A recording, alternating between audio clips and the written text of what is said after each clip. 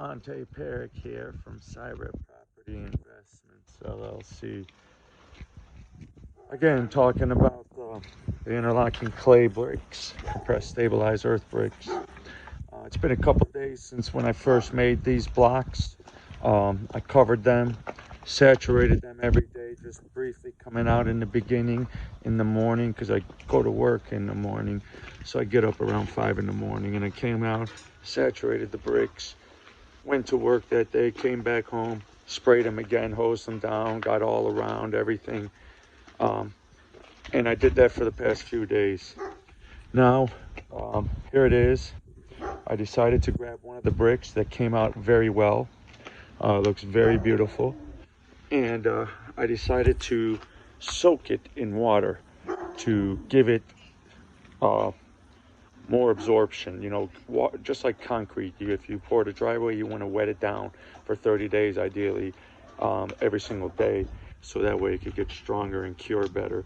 So with our mixture of sand, clay, and mortar, making these blocks using local materials that are much more cost effective, we're going to see the effects of what it does when it sits in water. I just filled this bucket up and I turned on my recorder and I hit record. So let me see if I could change this camera around. I guess I can't, so what I'm gonna do, there it is. It's soaking, as you see, it's bubbling. So the water is being absorbed by the brick, but the brick is not decomposing. What you see in a little bit of how it's like dirty, that's because I didn't rinse out the bucket and clean it. You know, that's just from a bucket that contains stuff in it. But the brick itself, I'm not sure if you could hear that, but I'm giving it a knock and it's looking like it's very intact. No scuffing, no marking, it's not in cracking. I'm picking it up. You know, I'm sure these little edge pieces, the edging's coming off a little, so I'm sure about that. So now this brick is just going to absorb. We're going to let this go on for about an hour, and we're going to come back and we're going to see what it looks like.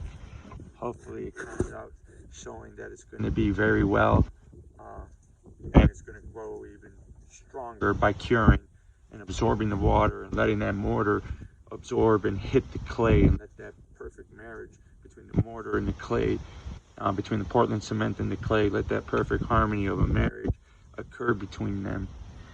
And hopefully it remains intact throughout. And then when we pull it out, we're going to see what it is. See you guys in a couple hours.